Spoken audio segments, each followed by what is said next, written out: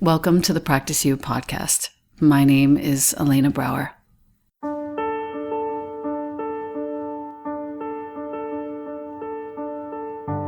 Together, we'll explore and enjoy content and conversations around mastering transitions in our relations, our wellness, our careers, our families, and especially in our missions and visions. You are invited to learn and love and listen with me. Welcome to Practice You.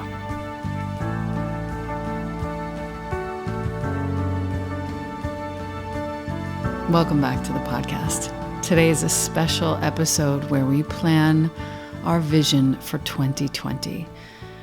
Here is my Facebook Live for you, in which we review the Practice You 2020 Vision Session Guide and walk you through my thoughts for how to create the best year of your life. Happy New Year, family. It is a great pleasure to be here with you and to welcome you to our vision session for 2020.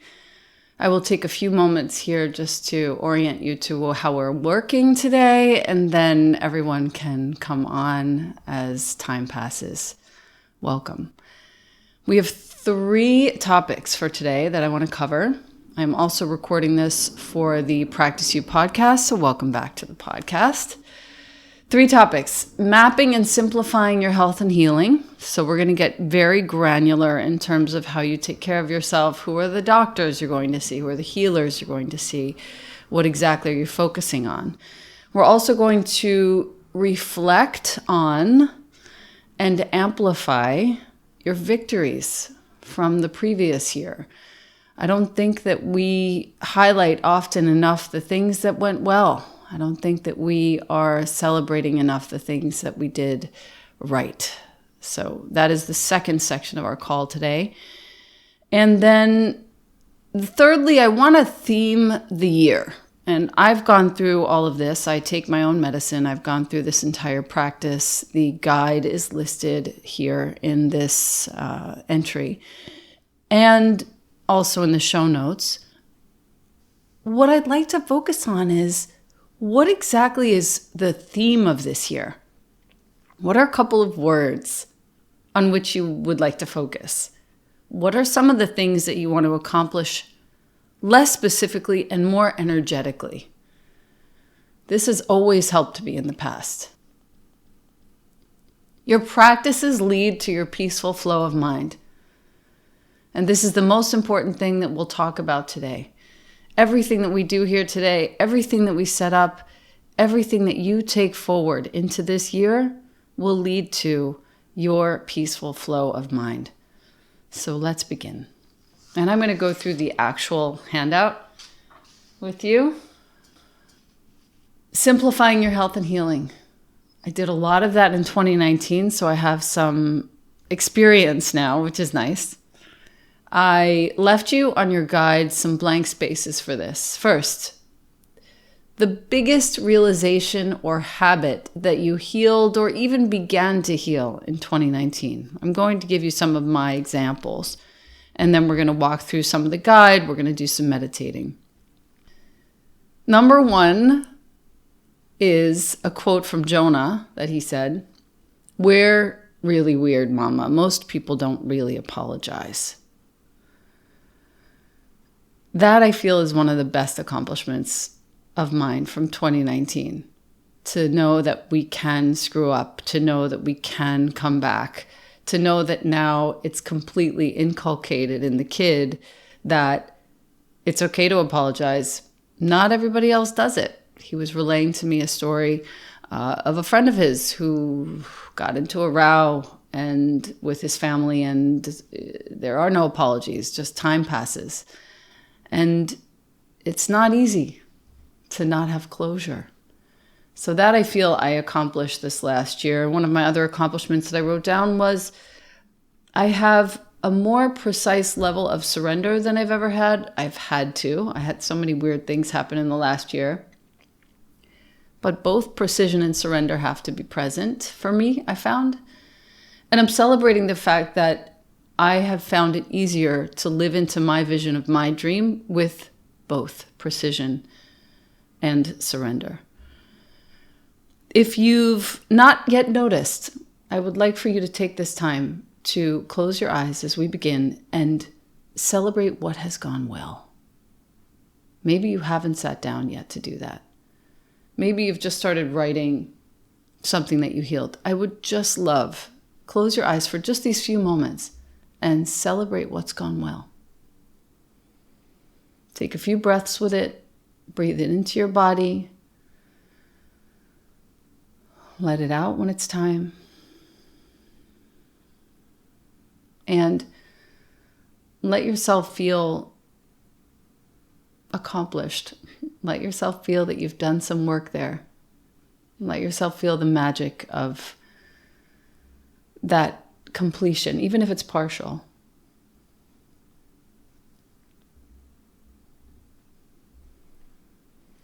As we tune into our breathing, we're just lowering the brainwave frequency. And we're beginning to digest any stagnation or doubt that exists right in this moment by lowering that frequency. And as we do so, we're connecting to the force of our own worth.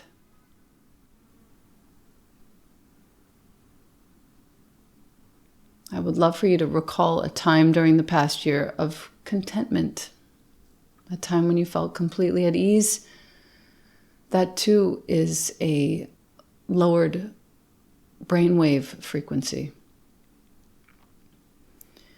That is what happens in meditation. That is what I'm always trying to do for myself, no matter what the situation is offering me.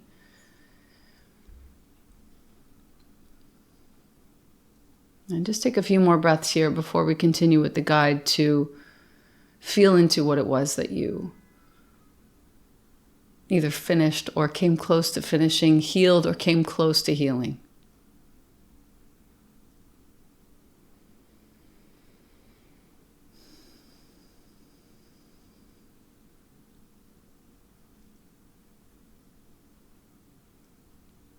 Now, in this state, attentive and ready, I'd love for you to take the biggest, most vague vision for 2020. Let it be vague. Let it be energetic. Let it be a big pool. And rehearse it in your mind. What does it feel like this year? For me, I picture myself floating on a body of water where I know exactly what is needed in my body, not with my brain, but I know with my body what's needed to keep me afloat. And there's no urgency. There's no victimization. There's just balance. And it's this ever-evolving sensation. And I feel like holding that in the back of my mind, in the caverns of my mind this year is going to be very helpful to me as the changes invariably and inevitably come. So what is yours? And gently rehearse it.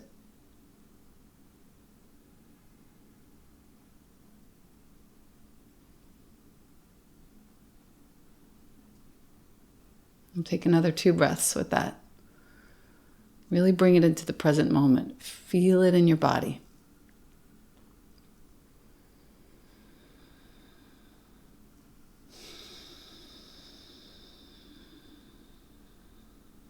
Good. And now, keeping your eyes closed, keeping yourself in this lowered frequency state, picture yourself in 1 year, 1/11/21, having spent a year in that state. Most likely, there's a difference in you physiologically, cellularly, because of that cultivation. And again, this is the very vaguest energetic cultivation. We'll get much more specific as we go on through this guide.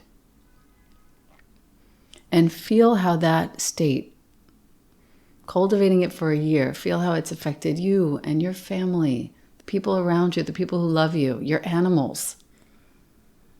your community. And as you feel that, it becomes a part of you.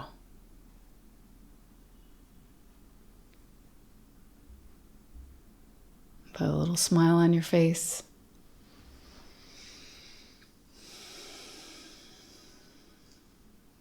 Good.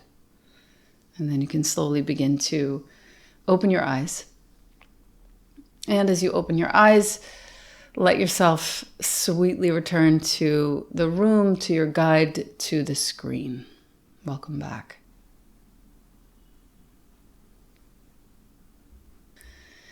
We are all conscious that we have somewhere within us an active driving force, all of us. The force seems to push us onward. Sometimes it pushes us into directions that we don't intend. Sometimes it pushes us into the most beneficent directions. It's not the thought or the action that's pushing us. It's a quality of soul. This is what we're trying to cultivate. No matter what, we're trying to design and cultivate a quality of soul. Let that be the force that moves you forward. Let that be the force that interacts with your people and your family, your community, students, teachers, guides. In the moments that we feel most worthy, that force is at play. So to cultivate that is to cultivate your worthiness, and to cultivate your worthiness is to cultivate that force. So just keep that in mind as you go, especially if you have kids around you too, to make sure that they're always feeling their sense of worth. We're operating under the assumption of the presence of this force. And in homage to and in respect for this force, we begin this work today together. Seth Godin is one of my dear teachers. I get his email every day. It absolutely helps me every time I read it. Sometimes I agree with it more than others, but each time it gets me thinking. And recently he had one called Priorities. He says it's comforting to use someone else's priorities to guide our work because it lets us off the hook. Oh, I'm just following. But the only way to do our best work, he says, the only way to do the finest work that we have within us is to realize the part of what it means to do our work is to own our own priorities. What are your priorities? This is your boat, he says. This is your compass. Okay? So when we begin to go forward and simplify health and healing and into the other two realms, keep in mind, this is not about my priorities. I'm going to give you my examples because those are the ones that I have, but it has to be about yours. Okay? So we started already the biggest realization or habit that healed. That's wonderful. If you have any more writing to do on that, please do so. Mine with my kid, I had two with my kid and with my work, Precision and Surrender. 3 aspects of your practices that brought these 2 realizations about, whether you had 1, 2, or 3 realizations. What are 3 aspects of your practices that brought this about? For me, I wrote actually 3 things. The first is caring about my body. I started doing personal training, which I've never done before. I felt stronger. I feel stronger. I feel much more attentive, more alive. I feel like I'm having more diligent conversations and I'm moving forward more quickly with regards to any negativity or strife in my household. That I feel like is a big accomplishment. How quickly can I move past this? Is the question. That was a practice of mine. And also with regards to my work, I feel like one of the practices I put in place is a better schedule. We're going to get into that as we go forward. My better schedule has led to better boundaries, and my better boundaries has led to more time to be creative, more time to think, more time to feel, more time to design. Okay, we'll talk a little bit more about that as we go on. When we move on to the second page of Simplifying Health and Healing, this is an important page because this is where we get very, as I said, granular, very precise. We're talking about locating healers and doctors this year. Now, this is not easy for most of us. In fact, Most of us put this off until we absolutely cannot put it off any longer because the symptom has emerged. So, take a look at that page. Medical doctors to see. We have a list of 5 lines for you. Name, area of expertise, check when the appointment has been made, and what's the date of the appointment. That's it. Have you been avoiding your mouth, your breasts, your prostate? What are you avoiding? Write it down on this list. On my list, I've got to check the jaw, the little tumor that was removed. I've got my radiologist to check something else. I've got my breast doctor to check something else. I've got my gynecologist. Let's go. I don't want to go to any of these things, but I write them down. And this is the week that I will go and make all of these appointments, even though I don't want to. Healers to see is the next section. And this is, let's say you are knowing for sure that you need an acupuncture schedule or you need a massage schedule. This is not a luxury, my people. This is very valuable for your health, for your future, for your immunity. So for acupuncture, if you don't have the money to go to a $100 acupuncture appointment every week, guess what? There's a school in your area where students are being taught to work on people. They're super capable. In fact, in some ways, they're paying such careful attention. It's such a beautiful thing to be treated by a student. I did it for 3 years running in my 20s when I didn't have the money. Go to the school, the acupuncture school nearest you, and ask if they have interns that are working or students that are working for a lower rate. Now, with massage, I haven't found that solution yet. So I get a massage once a month. Sometimes it's every other month. Many of my friends do it once a week. I think it's wonderful, but the acupuncture for me feels more important to my system. What else are you looking to do? Do you want to do reflexology? None of the healers that you want to see are a luxury for you. They're all aimed in the same direction toward your healing. So take the time to fill this out. Take the time to do the research. I left a bunch of space at the bottom for a writing prompt. The remedy begins with me. I strongly encourage you to write on this. The remedy begins with me. The next page is a nice blank page for you. This is my prayer to be at home within myself. Print it out, doodle all over it, enjoy. And now we're moving into the second section. Reflect on and amplify your work and your study. So this is a beautiful opportunity for you to create space to look back. And where in your work and your study have you accomplished more than you expected? This is a very sweet time to look and see what is your biggest proud of 2019. And what are 1 to 3 realizations or accomplishments or completions? Look back on the victories and the wins. We started to get warmed up at the beginning, and now we're really getting warm now. Okay? Hello to Spain and Zurich. Hello. So I would like to see, what are you looking at? What did you accomplish? How did it go? What was your biggest, proudest moment in 2019? You can have a list of them too. Mine was a certain rank advancement in my work, which felt so good and so unlikely and so delicious. And the 2 things that I wrote down in terms of the sort of more specific victories or wins. One is that I can sleep 8 hours and still do this. That was a really big win.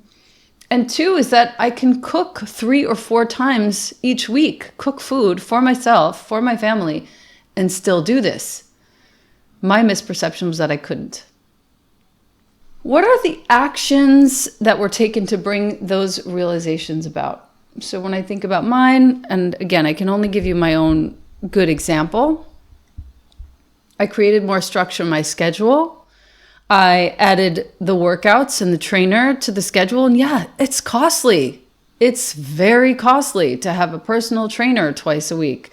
It scared me to spend the money. But guess what? Every single time I leave there, I am vastly more creative than when I started.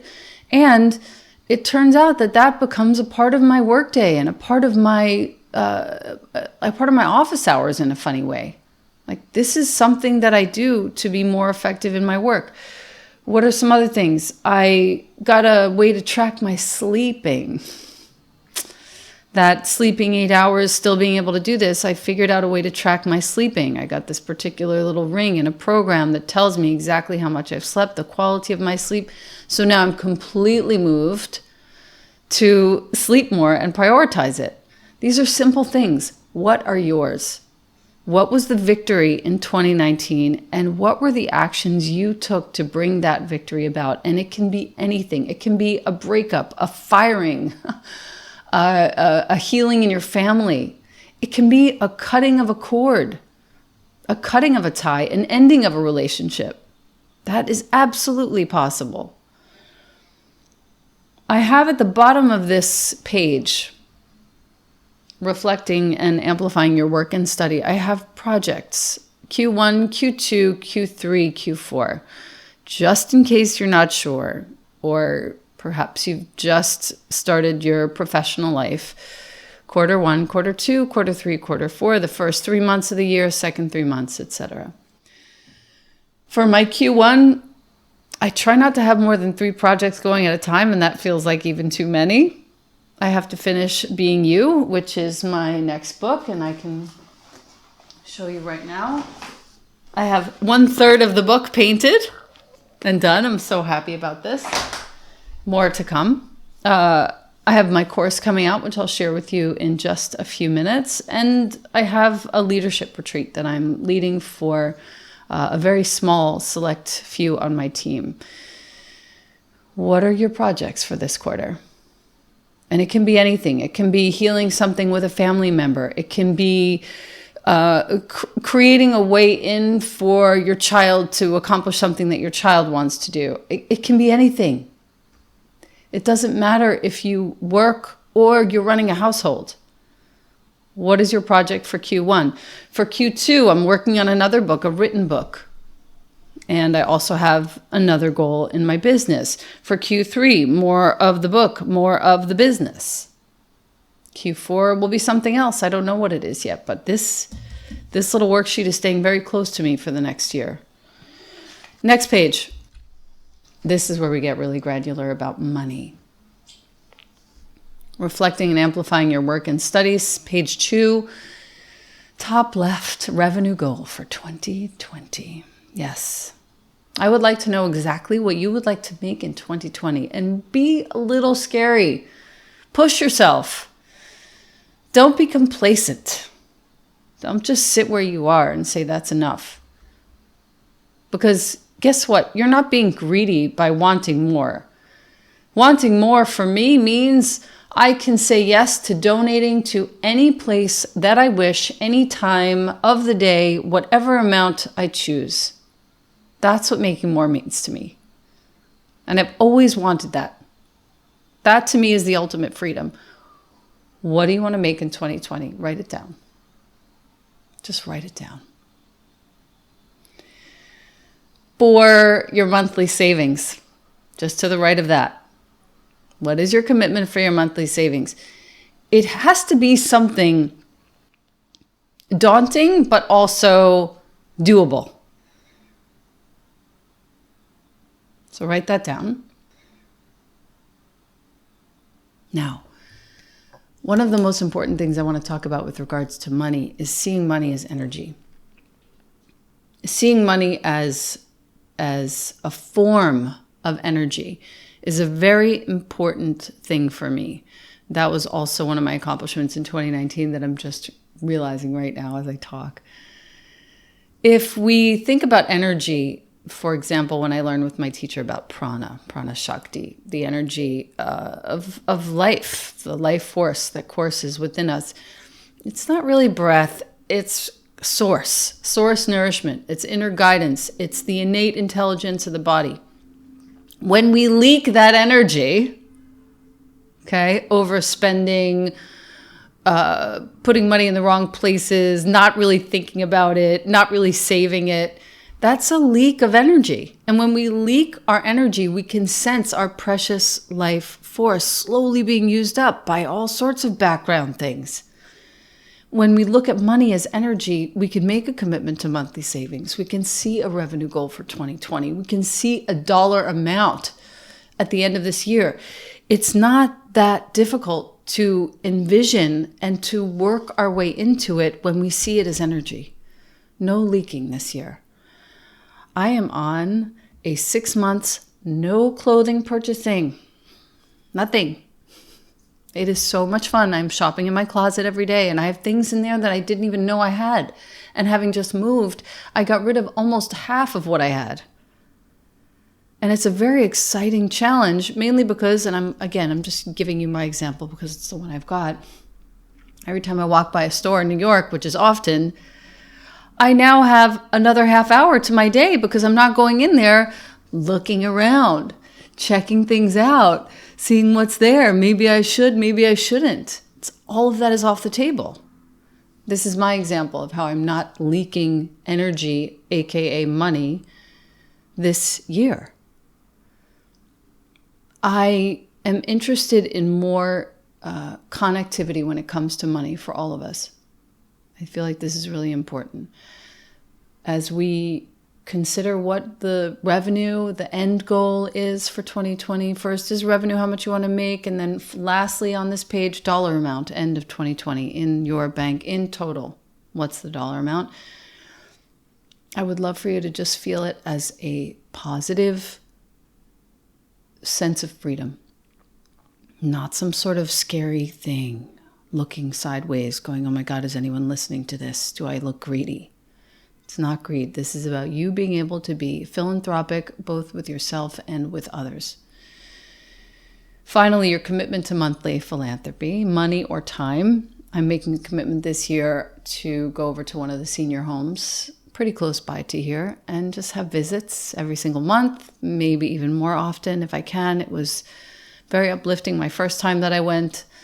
It's something that I used to do as a high school kid. It's something that has always meant a lot to me to work with and be near the elders. I met a beautiful lady, Blanche, yesterday, who is the Black version of my grandmother, Belle. She was so beautiful. She had almost the same glasses. She was born in 1927 on February 5th. She told me like 6 times. She was born in South Carolina, and I felt whole when I left her. I felt like I had seen some sort of saint. And it's just a person who's lived a long life. So for me, that's really important. That's one of my commitments this year. And I also am committing more and more to Girls on Fire leaders this year. That's where I put my money. And I also put it in other places, Women for Women, Every Mother Counts, obviously doTERRA Healing Hands. But Girls on Fire is where my heart is. So I wrote that down. I know exactly what I'm going to be giving. And the writing prompt on this page is a good one. My relationship to money changed in 2020, ... Write on that. What does it feel like to you? What does it feel like to you to have changed that relationship? It's such a beautiful opportunity to consider how you approach things, how you address yourself when it comes to things, especially with regards to finances. Okay, the final section. This is the hardest one for me, actually. Your 2020 theme. I have no problem making a list of possible words, but I can't commit yet, but I will. First, High Redondo Beach, Feda, Oslo. Hello. First, list possible themes for this year. So I have some. Surrender, boundaries, clarity, kindness, intuition, softness, listening, deeper seeing. Somehow I managed not to get sick as I moved. It was such a miracle, but there's still this little lingering leftover, pardon me. So once you have your list, and I left you 15 spaces for possible theme words, then narrow it down to 5. So my 5, I have surrender, boundaries, clarity, intuition, and kindness. I haven't figured out what my theme is yet, but I will. It's coming. I am asking you to commit to doing your very best. I'm asking you to be really easy on yourself as you do so. I'm not asking you to get so hard on yourself that you can't accomplish things and then you put it down and never look again at this list here. I'm asking you to define for yourself an energetic quality to the year and then also a specific word. I think mine is going to be surrender. I truly do. That's the one that's sort of like really percolating within me. And write yourself a short note. This is the best. I have them all over the house. Write yourself a short note that you will look at when you're too hard on yourself and you forget your word or your theme or your cultivation. Write yourself a little note. Dear Elena. And I have them all over the house in terms of quotes, quotes from my teachers, little notes to myself. Don't forget, you're beautiful. I needed these back in my 30s when I had cystic acne and I didn't know who I was. I needed these back in my 20s and in my teens when I wanted to die. So start to write them to yourself now so that you have them everywhere you look. You have some reminder of what you know in your heart to be true about who you are. Teach girls to do it too. So I have some inquiries for this theme work that might be helpful for you. To what shall I say no that will lead to a more genuine yes? There are so many things I've had to say no to this year. People asking to do things on my site, through my page, giving me assignments, giving me jobs, all kinds of things I have to say no to in order to find the one thing that I should say yes to. The one thing I'm saying yes to, the next book, Being You for Teens, the journal, my team, my leaders. I'm saying yes to those things, but I've had to say no to a lot of things. You can look and see there are people and situations in your life to which you can say no that will lead to a bigger, much more beautiful yes going forward. The second inquiry, to what shall I say no as an act of self-care and compassion? So many of the things to which I said no, really, that no led to me having more time to take care of myself, me having more time to write, which is for me not work. It's an absolute act of self-care. To what do you have to say no as an act of self-care and compassion? It's a beautiful writing prompt for you. And then to just refine that, how can I say no in a way that is direct and honors the dignity of all parties involved? I've had situations in my life where I've said no to things by not saying anything. Sometimes that happens on email. I've had situations where friends of mine whom I've asked to work with me or play with me or whatever haven't answered me, and that silence is a no, is a quiet no. No big deal. Sometimes I take the time to explain why it's a no, and sometimes I don't. You get to decide what your best practices are when it comes to this. You have to be comfortable within your own skin. You're not here to make other people comfortable. And this might be the most important thing. You're really not here to make other people comfortable. You're here to learn what you're learning and share what you're sharing and teach what you're teaching. You're not here to make other people comfortable. Okay. Second page of theme work. Who will be your closest accomplices? Okay. Of the humans with whom you are surrounded, List those who amplify your self-worth. And I gave you a list, 10 spaces. Circle those on whom you will focus this year to cultivate your connection. On whom are you focusing? And of those people, how are you going to focus on them? Be specific about this. I left some space at the bottom. I thought I knew myself. Then this person showed up. And you can use that space to write about how precisely you will be in touch with these people whom you are calling accomplices, the people whom you will keep close. But if not, you'd like to write on this prompt, I thought I knew myself. Then this person showed up. Write to your heart's content about this person. This is a very special human who's taught you something, and it might be something that wasn't entirely pleasurable about yourself. I've learned so much from people showing me shadows and sides of myself that I hadn't seen before. Darknesses, weaknesses, doubts, fears. Thank you to those people who've shown me those parts. Thank you, because I don't know them unless somebody shows me. So that's a really sweet prompt right there. The accountability partner, just below the list of humans with whom you will choose to stay close. I love a good day design, and this is something that I learned from my many years of work with the Handel group.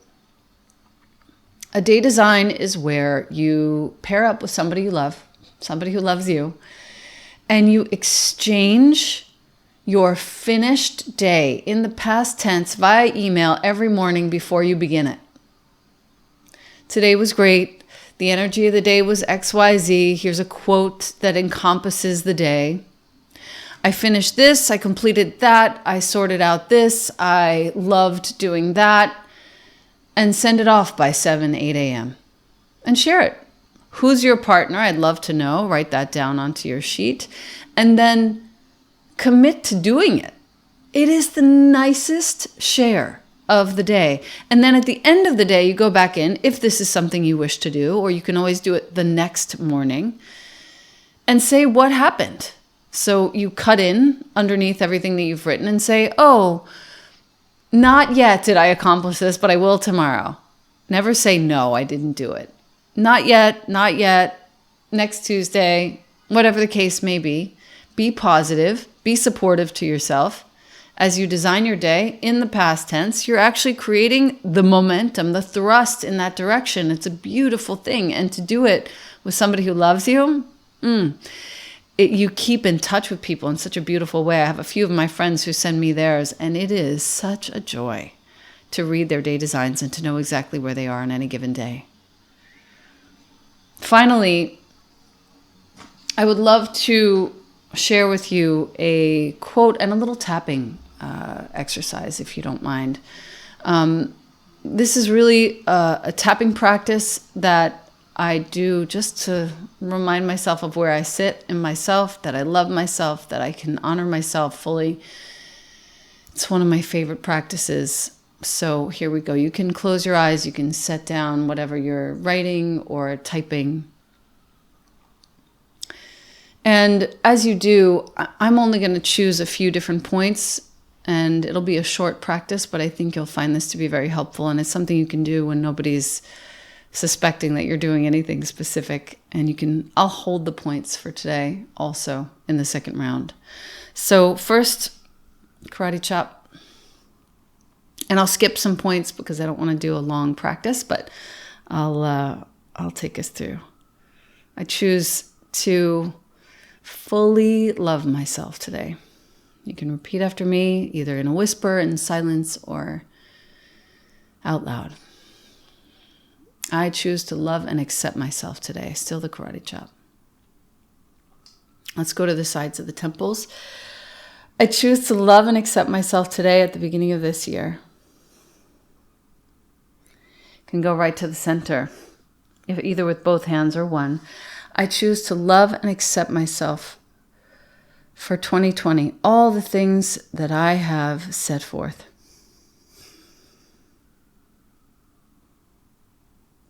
You can go just under your nose. I choose to deeply honor my plans for this year. Underneath your bottom lip, the vague plans and the very specific ones. Let's go to the top of the head. I choose to remember myself at every turn.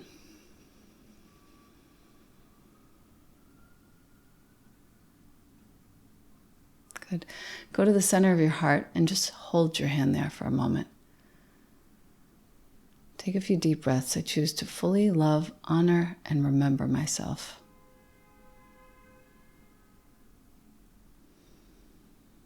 This is my year. I'm going to bring love and respect to myself this year. I'm going to stay present and open for myself this year.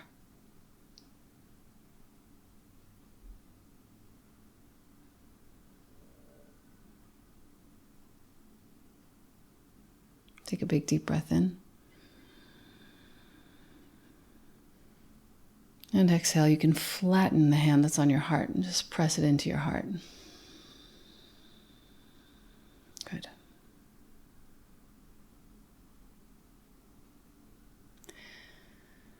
And while you're sitting quietly, I'll read this beautiful quote for you. A chance for better. Perfect is the enemy of good. Of course it is, but that simple sentence becomes more urgent when we realize that nothing and no one is perfect.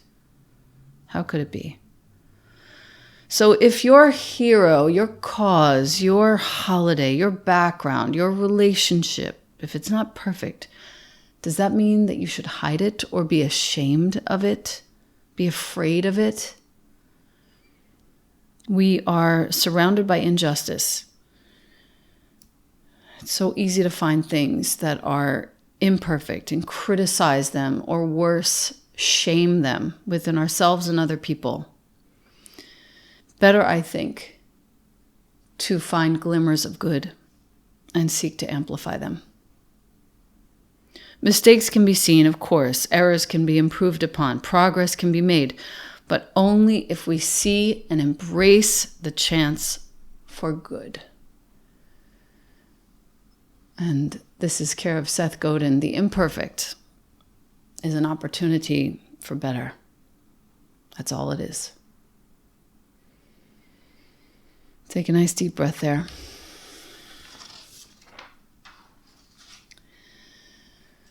And exhale. You can release your hand when you're ready. Okay. I would love to go through the comments and answer some questions, but first I want to tell you about the course that is finally coming through towards the end of this month, beginning of next month. It's called Simplify. Formerly called Simplify to Amplify, and in the spirit of the course itself, we've changed the name to Simplify. My dear collaborator, Michelle Martello, and I are fabricating this beautiful course for you now, and it will come very, very soon. It has been, I'm scared, first of all, even talking to you about this now, years of studying with teachers and guides and healers and all sorts of entrepreneurs. I have been trying to integrate their wisdom into my business for the last 6 years now. 4 in earnest, but 6 in total. 20 since I started teaching yoga, 6 since I started my current business with doTERRA. I am realizing a level of success that I never imagined possible. And every day I wake up thinking, how can I share this, whatever it is that I'm doing right, with other people? I'm wishing my mother were here to see this. This would have been it is her greatest pleasure, and she definitely would have been happy to come do some bookkeeping for me. So this is really for her in so many really neat ways. What I've learned is how to access attitudes and tools and ways of seeing.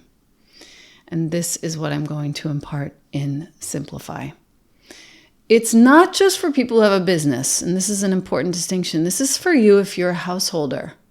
Because you too as a householder, as a mom, a dad, a sibling, a daughter, a son, you too can use the tools in Simplify to create more ease in your day and in your house and in your heart, in your life.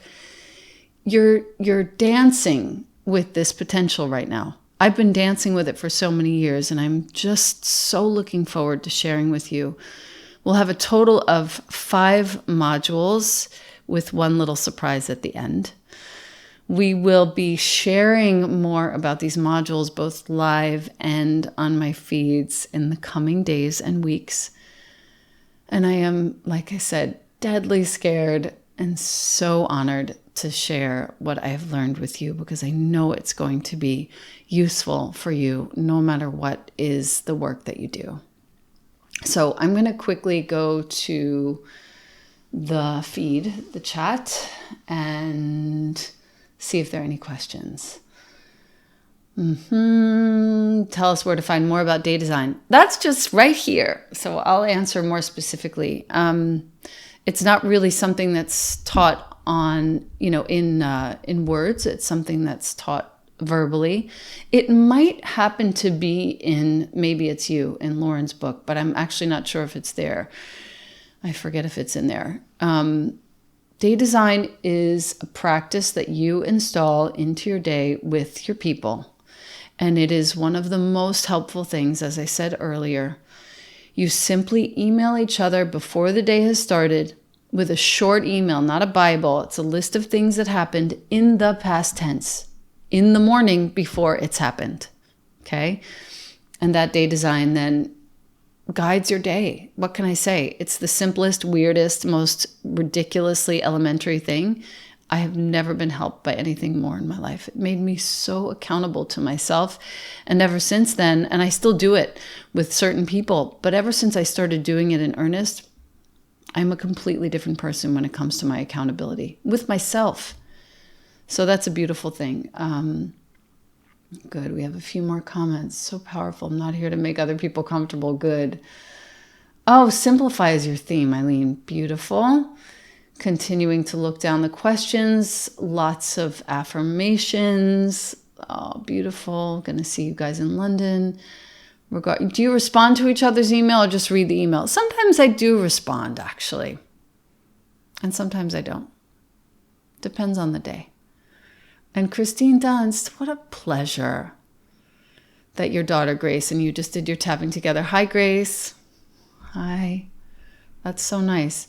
I like to do, I like to do the full version of tapping. I have the tapping app, which I love. If you're interested in tapping and you want to do more of it, the tapping app is incredible. Nick Ortner's a dear friend of mine, and I like to do the full routine, the full battery of all the different placements. Liver. But sometimes I just do shortened versions when I don't have a lot of time, and that's what I gave you guys today. I hope that was okay for you tapping aficionados. Okay. Can you share the name of the poem by Seth? It's not a poem, actually. It's one of his blogs, of course, the Seth Godin blog. It's the title of it is A Chance for Better. A Chance for Better. Laura, love you too. So that was for Michael. Yes, the app, Renee Ann, is called the Tapping app, and it has the little tapping icon. I think it's light blue and yellow, if I remember correctly. Okay, I think we are at our time. We don't have any more questions that I can see. So I think I'll close us out. If you would like to learn more about the course, ElenaBrower.com/simplify. I'll be coming at you in the very, very, very near future with more on the course. I'm so nervous, which means it's going to be really good. Every time I get deadly nervous like this, good things happen.